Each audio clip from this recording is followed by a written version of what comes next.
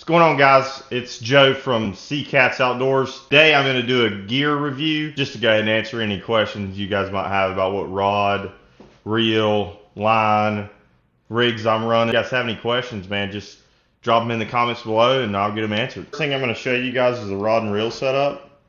So this is a Legacy Series Mad Katz rod. It's a 7'6" medium heavy action. And man, this rod's a beast, guys. I absolutely love this rod. I have nothing but good things to say about it so far. So if you guys are in the market for a catfish rod, man, this Mad Katz rod is incredible. For a reel, we're running the Dakota 600 HG. We're running 40-pound monofilament line down to a sinker keeper and a swivel, down to an 80-pound monofilament line, onto a standard sinker, up to a 10-aught size circle hook. The cool thing about this rod is that it does glow in the dark with black light. So I can't say enough good stuff about them. Whenever I went down there and I actually bought the rods, they were super nice and treated me like I was their friend. So their customer service is top tier. Encourage you guys to go check them out. Now, each of the rods I did purchase from Mad Katz comes with a rod stock. This is what that looks like. It has their Mad Katz logo on it. To be honest with you, for the rod of this caliber, I do feel like this rod stock is kind of subpar to that quality.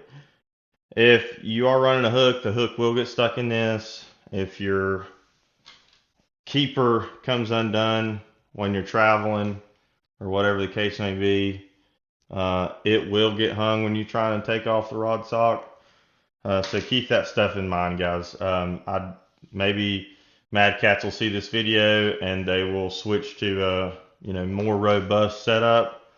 But that's my honest opinion. So this is the rods and with the black light.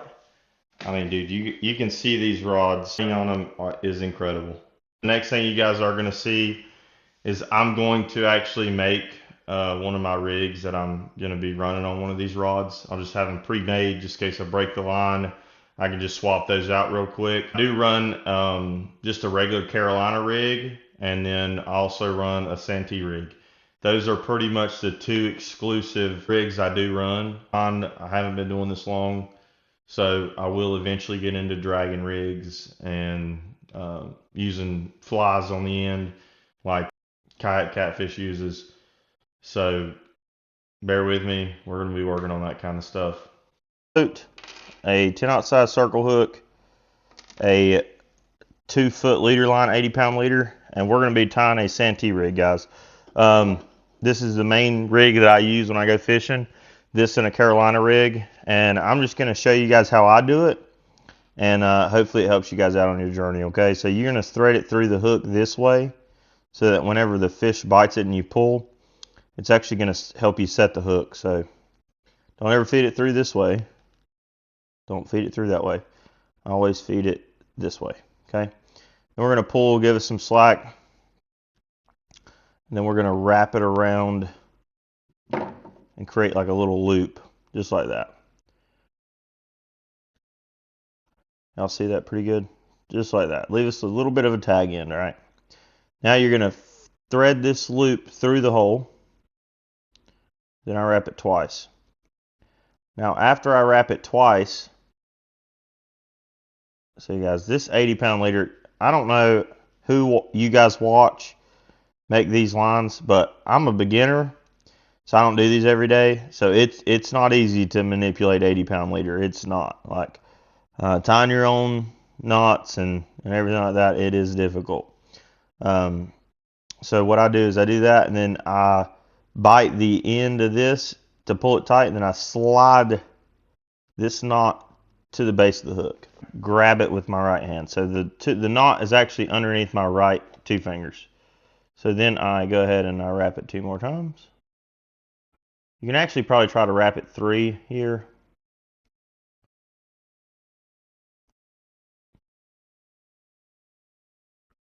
Yeah. So I got it wrapped 3 times. Then I'm gonna bite that tag in just same way and pull it all towards it. Like I said, and those knots are underneath my hand. We're gonna do this 2 more times. 1,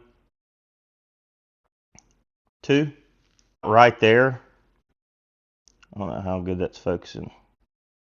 When you get to about right there, I would wet your knot and then pull it tight. You're going to pull tight by pulling with your teeth on this one, pulling your right hand on this one, and it should tighten up beautifully. So that's our snare knot right there. It's a no slip snare. What I do now is just come in and cut the tag end off. And there we go, guys. That's your hook.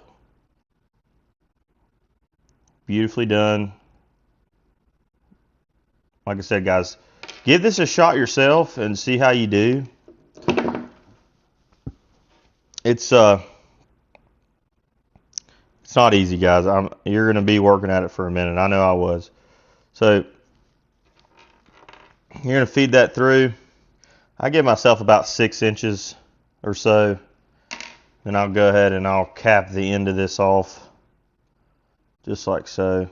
So basically we thread it through the end here, and we cap the back side just like that.